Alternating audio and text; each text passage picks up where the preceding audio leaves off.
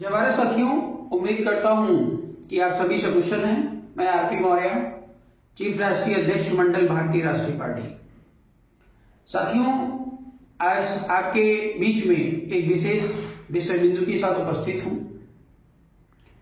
और आज का विषय बिंदु विशेष तौर से बुद्धिस्ट सोसाइटी मीन्स जो बौद्ध समाज है भारत का, उससे संबंधित है। सभी बुद्धिस्ट भाइयों को मेरा सादर नमो बुद्ध है। जैसा कि आप सभी को पता है कि भारत देश के अंदर भारतीय संविधान के तहत बुद्धिस्ट का कोई सर्टिफिकेट नहीं मिलता है। कहने का मतलब क्या है?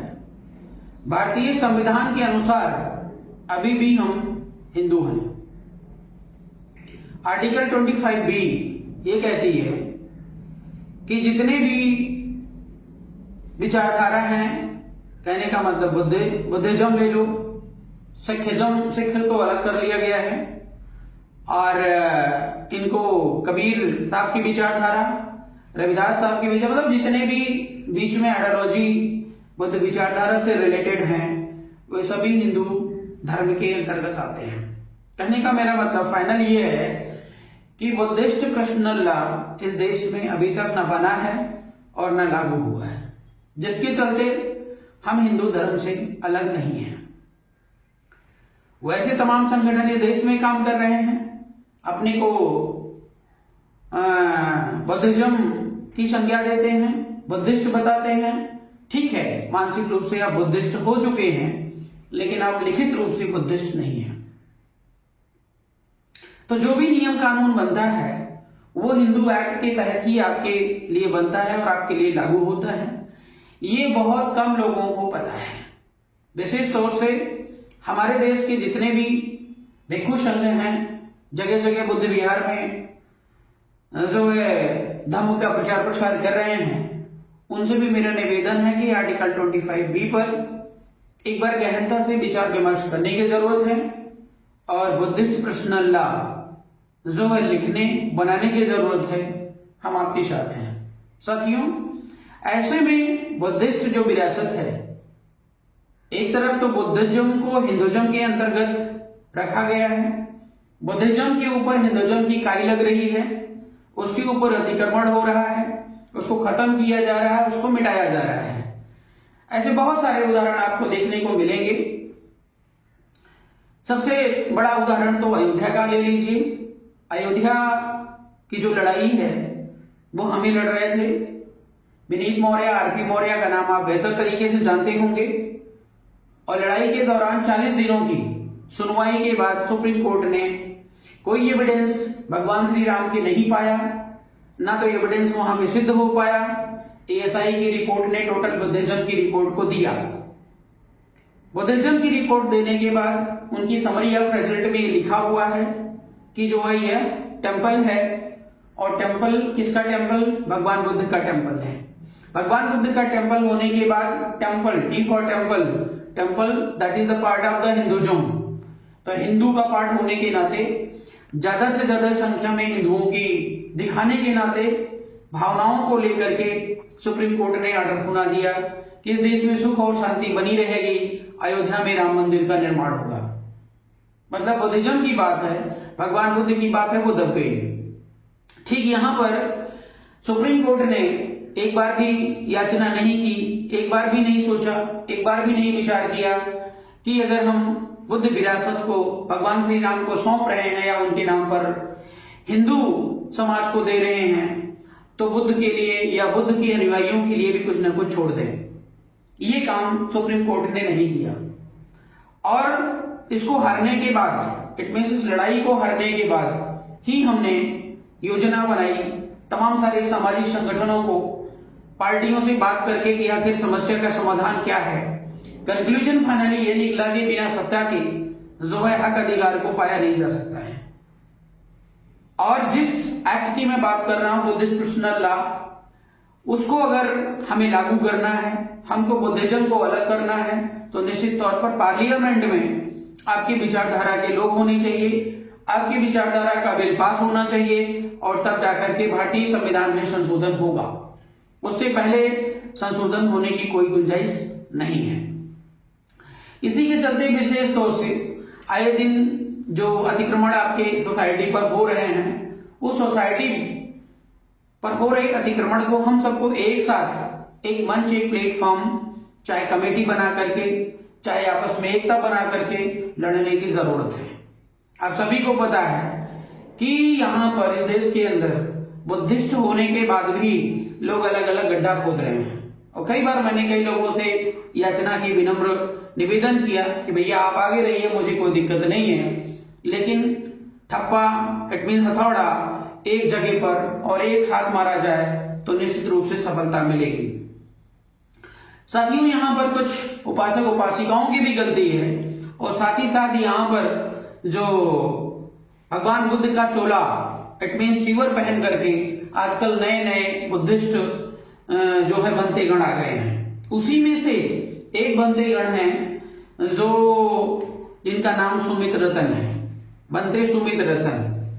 बनते सुमित रतन अयोध्या के मामले की जब लड़ाई हम लोग लड़ रहे थे तब उनका जन्म नहीं हुआ था।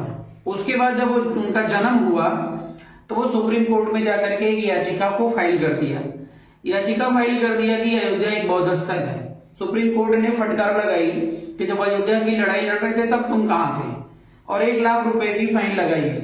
वहां से मुंह बना करके जब आए थे, इधर उधर भटक रहे थे, तो SC/ST सोसाइटी में इन्होंने अपनी कुछ पैठ बनाने की कोशिश की, जहां तक मेरे को पता है, बाकी तो आप बेहतर तरीके से जानते ही होंगे।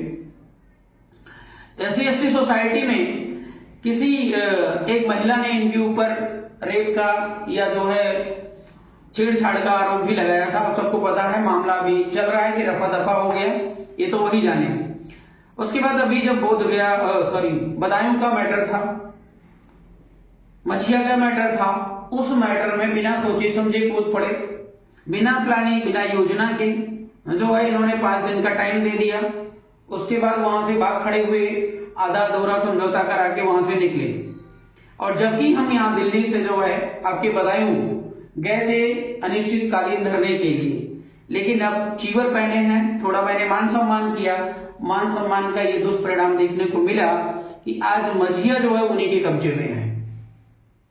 आज जब महाबोधि बुद्ध विहार इट मीन्स जो है बोध गया की जब बात करूंगा, वहां पर कुछ भंते लोगों ने बिना सोचे समझे, बिना प्लानिंग, बिना योजना के आंदोलन छेड़ दिया।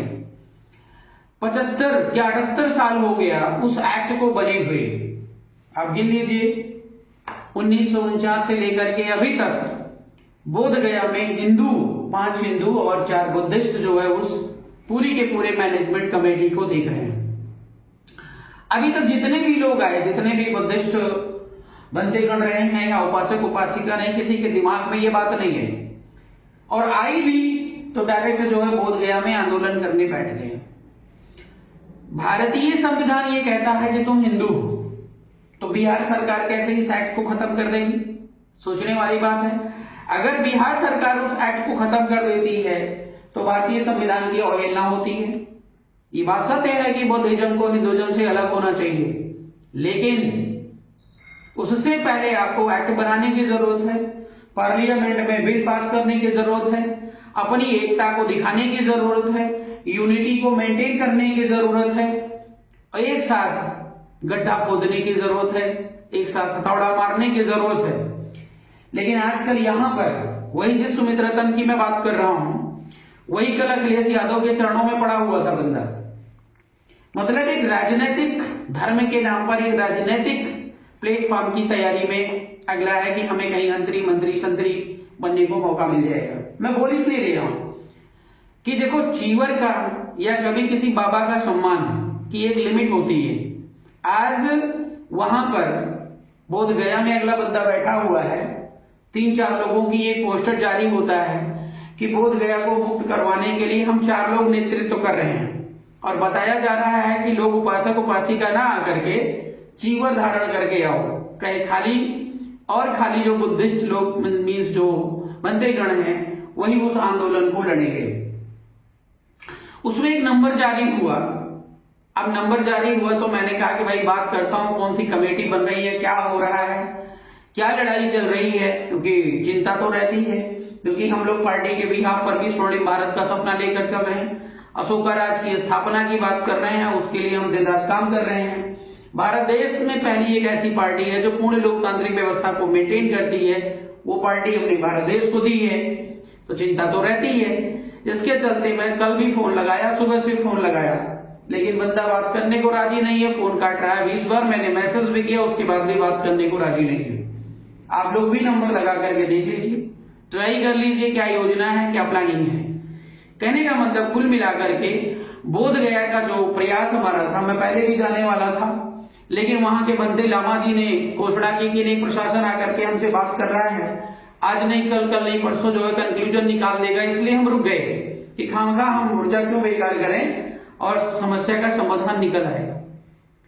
लेकिन बिना प्लानिंग, बिना योजना के इस प्रकार के टंट घंट करने से कोई कंक्लूजन नहीं निकलेगा। और मैं गारंटी देता हूं, बनते सुमित रतन, मैं आपको चैलेंज करता हूं कि आप उस एक्ट को अभी नहीं बदलवा सकते हो, और जरूरत है आपकी बुद्धि और विवेक को थोड़ा कूल करने की जरूरत है।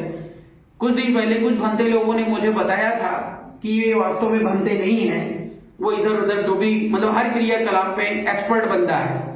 तो मैं भारतीय बुद्धिस्ट सोसाइटी को, जितने भी बुद्धिस्ट समाज के लोग हैं, उनको आगाह करता हूं कि इस प्रकार के लोगों से सावधान रहने की जरूरत है, और विशेष तौर से इनको नाचने कूदने दीजिए। लेकिन जब भी कहीं बुद्धिस्ट एकता, अखंडता के आंदोलन की बात हो रही है, तो अगले को ट्रेस करने की जरूरत है, क्योंकि बदायूं का आंदोलन इसी ने खराब किया था, और अभी बोध गया का जो आंदोलन है वो यहां पर भी इनका रोल रहेगा, इसको जो है ध्वस्त करने के लिए। क्योंकि ज्ञान नहीं है, बिना ज्ञान के बस कूद काद के। हमारे किसी भाई ने एक बार बात करी थी, संगीता का मैटर था, तो अगला बोल ये रहा था कि सारा काम आप ही कर लोगे क्या। तो मतलब जो काम आप करना चाहते हो कम से कम उसको बताओ तो सोसाइटी को क्या करने जा रहे हैं क्या नहीं। या अकेले तुम निर्णय ले लोगे कि भाई जो है मैं भारत को बुद्ध में बना दूंगा। कैसे बना दोगे? अखिलेश यादव के पिछवाड़े चल करके। तो साथियों, बहुत सोचने समझने की जरूरत है, और एनर्जी जो हमारी और आपकी ऊर्जा है उसको संरक्षित करके सही दिशा में लगाने की जरूरत है। जगह जगह जो है बुद्धिस्ट वर्ग के लोगों ने आंदोलन किया, अपने अपने बुद्ध विहार में, कुशीनगर में हो गया, सारनाथ में हो गया, सब जगह हो गया, लेकिन बोध गया में नहीं हो पाया। तो आंदोलन आपका सफल होगा, लेकिन जब वो प्लानिंग के तहत होगा।